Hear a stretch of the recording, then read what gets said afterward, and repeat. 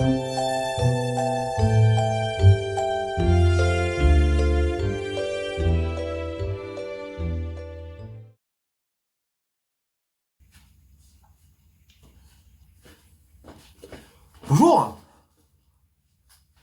Bonjour maîtresse.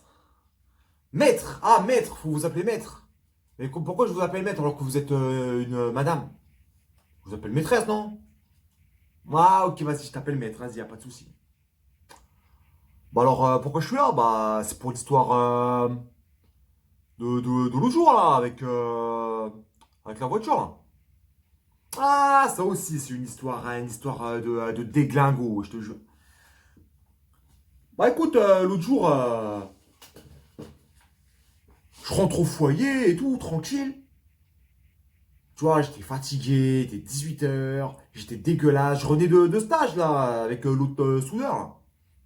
J'étais fatigué, je voulais juste rentrer dans mon appartement, me fumer un gros spliff comme ça, hein, et tranquille, tu vois, comme d'habitude. La routine, tu vois. Et là, c'est pas, je tombe sur mon pote Aziz.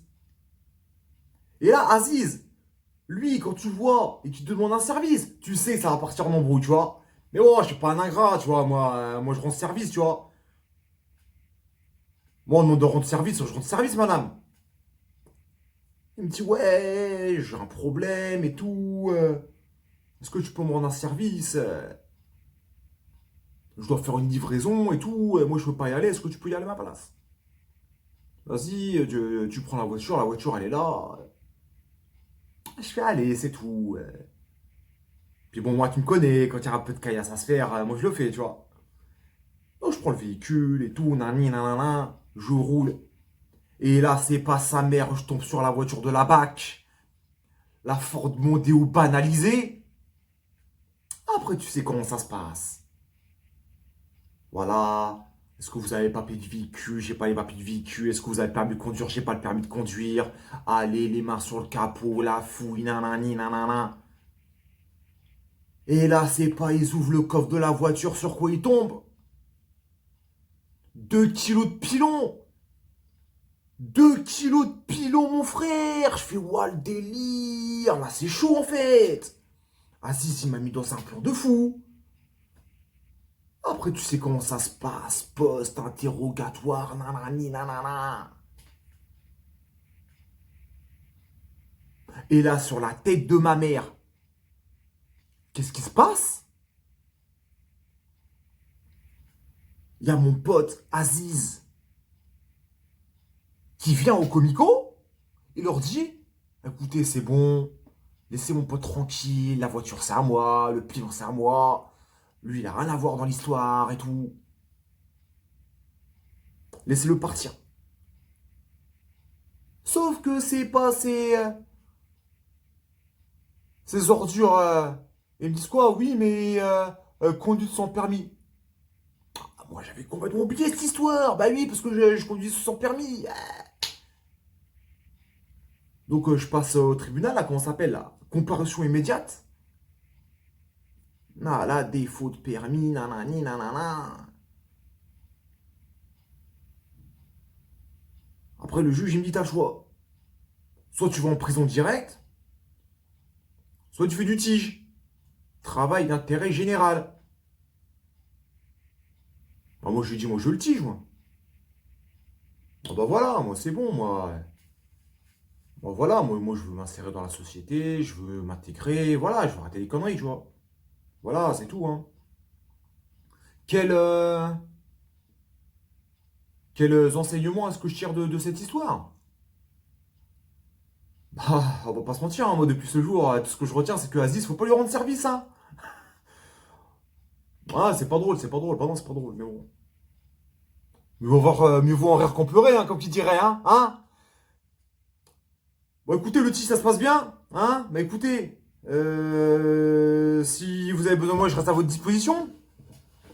Et puis, au revoir, maîtresse. Maître. Au revoir, maître.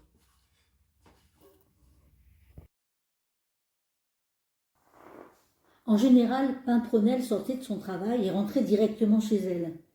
Oh, elle faisait un petit crochet pour acheter une demi-baguette de pain, une tranche de jambon, quelques fruits. Mais elle aimait bien venir se mettre le soir devant sa cheminée, où là, elle passait la soirée à lire un bon roman ou à regarder des téléfilms. Mais cette année-là, tout allait de travers.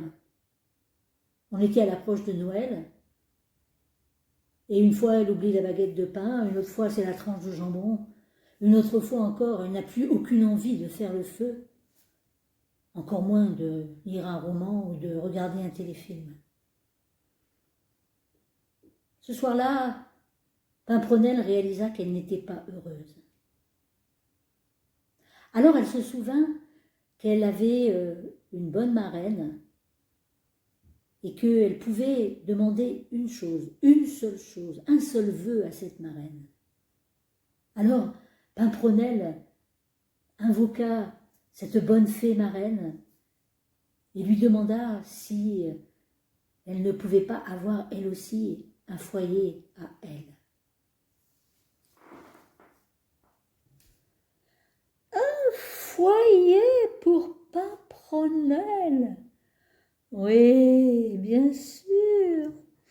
Voyons, ce n'est pas ma spécialité, les foyers, mais bon, cherchons un petit peu dans mes fiches ce que je peux trouver. Ah, voilà. Nicolas, veuf depuis 3 ans, avec 3 enfants, voilà ce qu'il faut à ma petite Pimprenelle, à Nicolas. Alors nous allons organiser une petite rencontre dans le parc, un petit coup de foudre, et voilà ma Pimprenelle avec un vœu exaucé. Le vœu de Pimprenelle fut exaucé. Elle rencontra dès le lendemain son Nicolas dans le parc. Ce fut un véritable coup de foudre. Restaurant, invitation, très vite ils couchèrent ensemble. Ils fabriquèrent tout de suite un 4e enfant.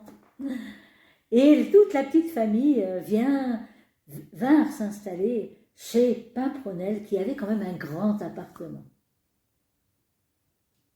Pimprenelle était heureuse. Pimprenelle était heureuse. Pimprenelle était heureuse. Heureuse de faire les courses tous les jours, heureuse d'aller chercher les enfants à l'école, de faire les devoirs, de ne pas oublier le petit dernier à la crèche, heureuse d'avoir à se lever très tôt le matin pour faire les lessives, heureuse de prévoir tous les repas pour toute la semaine pendant le week-end, heureuse d'envisager les vacances, heureuse, vraiment, un foyer. On ne peut pas imaginer à quel point sa vie était remplie, enfin Pimprenelle était heureuse. Les années passèrent. Nicolas, qui au départ était un amoureux merveilleux, un amant splendide, avait aussi quelques défauts. Il était un petit peu pervers narcissique sur les bords, et très vite il reprocha à Pimprenelle de se négliger, de ne pas faire assez à manger, ou mal à manger, de ne pas bien s'occuper de ses enfants. Enfin, tout ce que faisait Pimprenelle, ça n'allait pas. Et même, un jour, Nicolas porta la main sur Pimprenelle. Alors elle s'est négligée de plus en plus. Elle a pris 20 kilos. Elle s'est mise à boire. Jusqu'au jour où elle a eu le courage de mettre Nicolas dehors, qu'il avait encore cogné, qu'il avait dévisagé. Elle se retrouvait à nouveau seule, avec 4 enfants. J'ai oublié de dire que, bien sûr, au travail, ça n'allait plus du tout et qu'on l'avait virée. Du coup, plus moyen de payer l'appartement. Pimprenelle s'est retrouvée à la rue. Sans ce foyer qui accueille ces jeunes femmes en détresse, Pimprenelle était perdue. Moralité, quand vous souhaitez créer un foyer, posez-vous la question s'il ne vaut pas mieux un bon foyer dans la cheminée.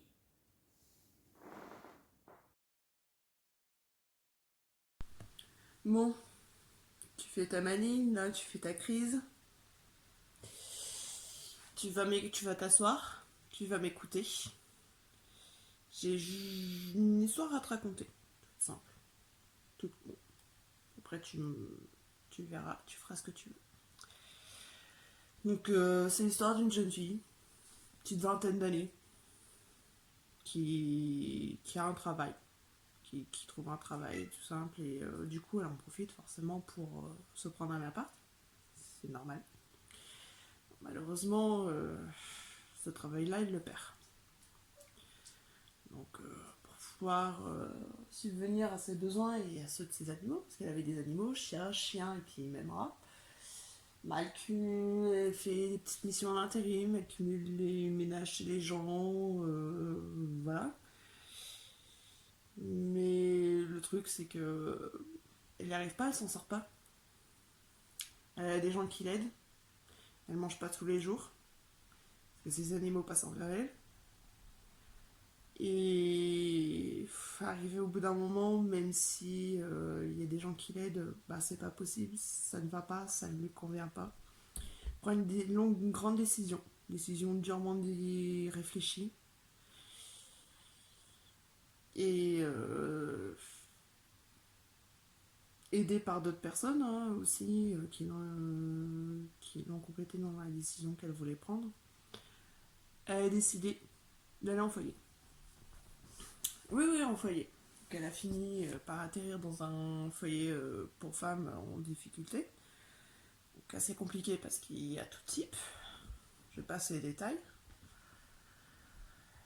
Bon, c'est dur de se retrouver avec des inconnus, des personnes que tu connais pas, que tu dois partager ta vie, ton intimité. Se retrouver à 20 femmes pour 3 salles de bain, à 20 femmes. Pas que des femmes, parce qu'il y en a aussi qui ont leurs enfants. Donc imagine un petit peu la misère, avec des règles très drastiques. Sinon, autorisation de sortie du week-end, elle te passe sous le nez. Donc je peux te dire que tu avais bien intérêt de respecter ça. Bah, les règles, c'était tout con. Les règles de base. 22h, extinction des feux au lit, même si le film n'était pas fini. 8h, il fallait être en salle commune, habillé, laver, déjeuner. Donc, faut organiser ça pour tout le monde. Faut que tout le monde soit là au taquet. Et bon, de là, elle trouve un travail.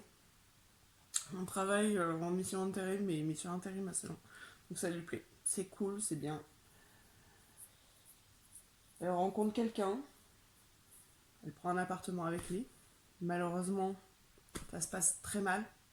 Très très mal. On passe les détails. Et elle revient dans la boucle. Les galères. Dur de payer l'appartement. Dur de remplir le frigo. Dur de payer les factures. Et elle s'entoure de personnes qui lui sont toxiques. Elle décide de partir, de suivre quelqu'un, de partir. Pareil, cette personne lui est toxique. Les gens qui sont autour d'elle, ça ne lui va pas, ça ne correspond pas. Ça ne l'aide pas, ça la rabaisse, c'est pire. Jusqu'au moment où les personnes sur qui elle pensait pouvoir compter, elle a tout abandonné, elle a laissé ces gens-là s'éloigner d'eux-mêmes. Elle a envoyé tout le monde chier. Et elle a appris à se démerder toute seule, à profiter de la vie pour elle seule, à s'aimer. Elle a retrouvé du travail. Elle est bien. Elle est heureuse. Elle s'est construite toute seule. Elle a maintenant des gens sur qui elle peut compter, qui peuvent l'aider. Les bonnes personnes. Donc là, elle arrive à un stade où elle est heureuse. C'est super, c'est génial. Mais tu sais que tu peux compter sur nous. Tu peux compter sur moi. Je suis là, je suis ta mère. T'as beau être qui tu es, être contre moi, tu pourras toujours compter sur moi. C'est ça que je veux t'expliquer. Tu as la chance d'avoir un toit, tu as la chance d'avoir ce qu'il faut dans ton assiette. Profites-en. Oui. Bon. Tu peux sortir jusque 3 heures.